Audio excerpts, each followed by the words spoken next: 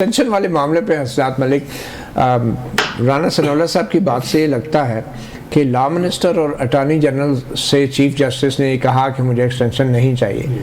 सवाल ये पैदा होता है कि चीफ जस्टिस को ये कहने की ज़रूरत क्यों पड़ी, क्योंकि ये बात है जुडिशल कमीशन के इजलास की, जिसमें वज़ीर कानून ने ऐलान किया कि हम आइनी तरमीम लेके आ रहे हैं, जिसकी वजह से वो कमीशन का इजलास मुलतवी हुआ और फिर चीफ जस्टिस बाहर निकले। बज़ाहिर लॉ मिनिस्टर के बयान से लगता है कि चीफ जस्टिस ने उनसे रज़ाकाराना तौर पे कहा कि मुझे एक्सटेंशन नहीं चाहिए। अब पता नहीं उन्होंने वॉलंटियर क्यों किया ये वजाहत को, या फिर अटॉर्नी जनरल ने उनसे बाहर निकल के कहा था कि आपको एक्सटेंशन दे रहे हैं, तो फिर उन्होंने कहा नहीं मुझे नहीं चाहिए। लेकिन ये लॉ मिनिस्टर ने भी इसकी वजाहत नहीं की कि चीफ जस्टिस को वजाहत देने की ज़रूरत क्यों पेश आई, क्योंकि आइनी तरमीम में तो और बहुत सारी चीज़ें हो सकती हैं। सिर्फ एक्सटेंशन के हवाले से चीफ जस्टिस ने क्यों उनके कान में या वैसे प्राइवेटली ये बात की। लॉ मिनिस्टर को सुन ले वो क्या उन्होंने एक्सप्लेन किया उस गुफ्तगू का जो उनसे चीफ जस्टिस से हुई।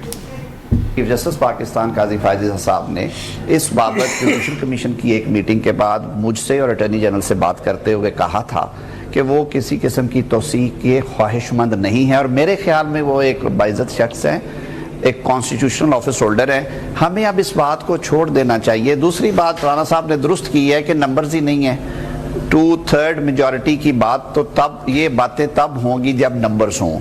तो ये सारी बातों को इकट्ठे सोचना चाहिए, और मैं यही बाकी अपने कुलीग से, दोस्तों से भी ये रिक्वेस्ट करूंगा, मीडिया में जो दोस्त मौजूद हैं, कि कोई किसी और टॉपिक पे अब बात किया करें। इस पे बहुत बात हो चुकी है, ये बिल्कुल वाज़ेह बात है। देखिए, वज़ीर कानून जो है उन्होंने पूरी बात नहीं बताई कि चीफ जस्टिस ने यह भी कहा था कि अगर सबकी मुद्दत बढ़ाएंगे तो फिर मैं इस पर गौर कर सकता हूँ। ये बात वज़ीर कानून नहीं कह रहे, राना सनाउल्लाह कह रहे हैं। तो आप कैसे देखते हैं, क्या चीफ जस्टिस ने कैटेगोरिकली असूली तौर पे एक्सटेंशन से इनकार किया या मशरूत तौर पे एक्सटेंशन ना लेने की बात की? देखिए, मेरा ख्याल है कि चीफ जस्टिस साहब के पास गवाही काफ़ी हैं। गवाहियाँ अगर किसी टाइम पे आया तो उन्होंने वो गवाहियाँ पेश भी कर दी, और सरकारी गवाह कुछ वकीलों के भी हैं। अच्छा। देखें, मैं तो उनको भी कन्वे कर रहे हैं। मेरा ख्याल है कि चीफ जस्टिस साहब जो है वो पर्सन स्पेसिफिक अमेंडमेंट लेजिस्लेशन की हामी नहीं है कि मेरी था।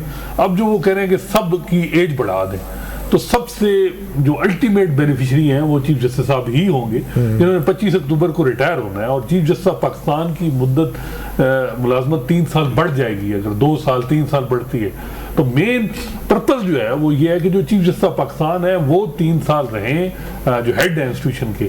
दूसरों का तो टाइम आएगा फिर 3 साल के बाद, क्या पता पीटीआई कहेगी जी इनका ये हो कि जी हम फिर रिवर्स करेंगे, 68 से फिर 65 कर देंगे, उन जजेस का क्या होगा। तो मेरा ख्याल है कि ये अदलिया के हवाले से कोई भी अमेंडमेंट है, खासकर कॉन्स्टिट्यूशन अमेंडमेंट करनी है, ये पार्लियामेंट में मुतफिका होनी चाहिए। और कोई इस तरह इससे तो ये है कि ऑलरेडी पोलराइजेशन इतनी है। आपको लगता है कि अगर कोई अमेंडमेंट हुई तो वो चीफ जस्टिस स्पेसिफिक होगी? मेरा ख्याल है वो काजी साहब कन्वे कर चुके हैं ना, हुकूमत करेगी। लेकिन आपने खुद कहा ना वो सबसे बड़े बेनिफिशियरी होंगे, तो स्पेसिफिक तो हो गई।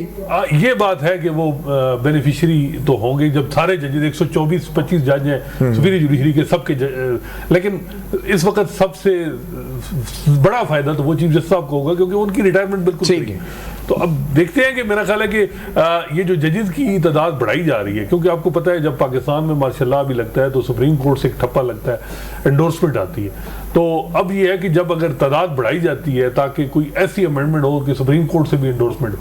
लेकिन काजी साहब के मामले में जैसे बज़ाहिर ये लग रहा है कि क्या सारी हुकूमत जो है एक पेज पे है कि उनको एक्सटेंशन या सबको 3-3 साल दिए जाएं, क्योंकि मुझे जो लगता है कि कुछ तबका जो है वो ये भी चाहता है कि काजी साहब रिटायर ही हो, लेकिन कुछ तबका की ख्वाहिश है एक तबके की कि वो रहें।